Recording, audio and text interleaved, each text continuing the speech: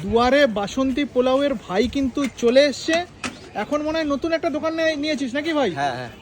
আচ্ছা, তোমাদের ভালোবাসায় কিন্তু ভাই নতুন দোকানটা নিয়ে নিয়েছে। এখানেই এখন ভাই কিন্তু দোকানদারি করে। এখন আর দুয়ারে বাসন্তী পোলাও বলে ওইভাবে হেঁকে আর বিক্রি হয় না, তাই না, না? ওটা বিক্রি হয় না ঠিকই, কিন্তু হোম ডেলিভারি ব্যবস্থাটা আছে এখন। আচ্ছা, দোকান সেট হচ্ছে। ধর ধর ধর ধর। আচ্ছা, দোকান সেট আপ হচ্ছে।